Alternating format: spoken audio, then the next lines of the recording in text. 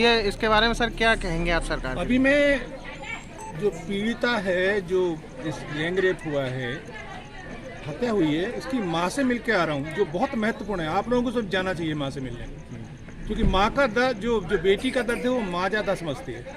और उसने मुझे बहुत महत्वपूर्ण बातें बताई हैं कि क्या हुआ, कैसे घटनाक्रम हुआ।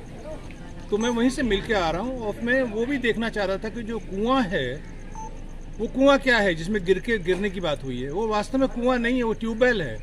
तो ट्यूबवेल की फुटबॉल को थोड़ा खाई में नीचे रखते हैं गड्ढे में, उसको कुआं बता रहे हैं, जिसमें गिर के वो घटना उस कोठरी में हुई है घटना, इसलिए वो गिरने की बात आई है वहाँ पर। तो ये बहुत महत्वपूर्ण एविडेंस है, बहुत महत्वपूर्ण एविडेंस है।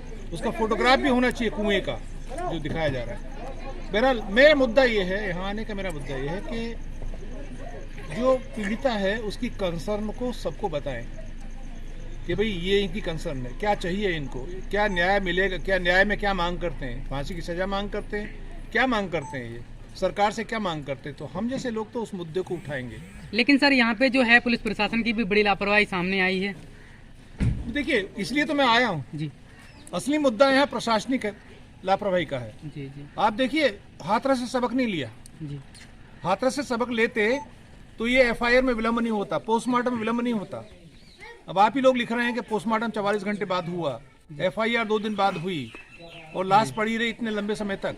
एफआईआर दर्ज करने के लिए भी हीला वाली जो माँ ने वक्तव्य दिया है कि एफआईआर दर्ज कराने थाने गए तो दरोगा ने कहा तुम्हारे पास पैसा धेला नहीं है, कहाँ से लड़ोगे तुम, इसको रफा दफा करो और लाश को फूंक दो।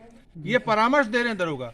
मैं ये कहना चाहता हूँ कि जो नौकरशाही है, उसमें सीनियर आईएएस आईपीएस अफसर, उनको आगाह करता हूँ हमेशा में कि भाई हम अपराध को छुपा के अपराध को कम नहीं कर सकते। आप कि आप सोच रहे हैं कि अपराध को छुपा दें, ये दिखाने के लिए कि हमारे सरकार की छवि बनाना है हमको, इसलिए हम दिखाएं कि अपराध नहीं हुआ, बलात्कार नहीं हुआ।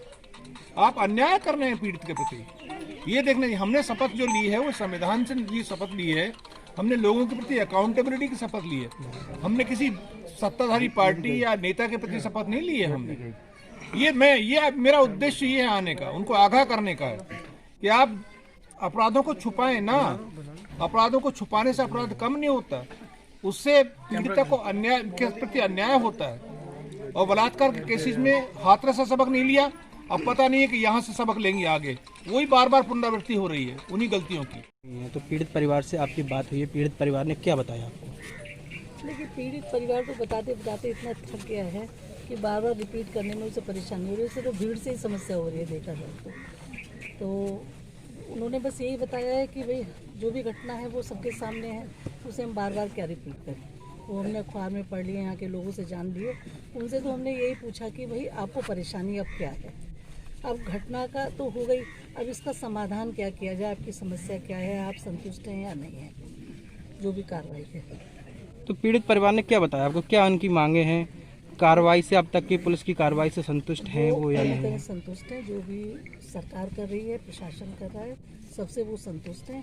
फिर भी उन्हें मैंने अपना नंबर दे दिया है और मेरे साथ एडीएम साहब थे, सीओ साहब थे, तो दोनों ने बताया कि इनको पूरे 10 लाख की सहायता का आश्वासन दे दिया गया है, रानी लक्ष्मीबाई वाला, और जितनी भी सरकारी योजनाएं हैं उनमें जो भी लाभ मैक्सिमम इनको हो सकता है वो कराया जाएगा।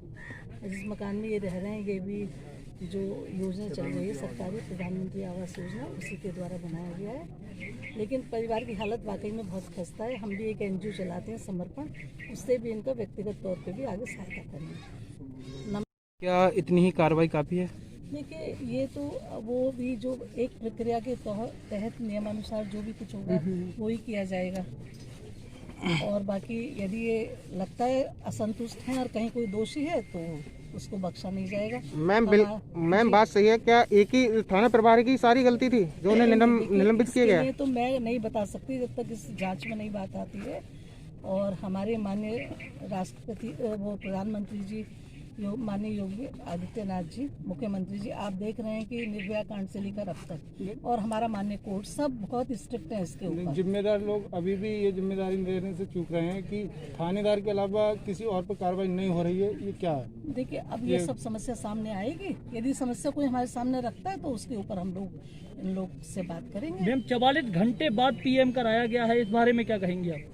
देखिए, इस बारे में सजा तो मिल ही चुकी है, आप देख रहे हैं। नहीं तो केवल एक थानाध्यक्ष को सजा देने से क्या होता है? अब ये देखिए, सब सारी चीज संज्ञान में लेके आप लोगों से, अधिकारियों से बात करके तभी मैं कुछ बताने की स्थिति में हूँ इसके बारे में।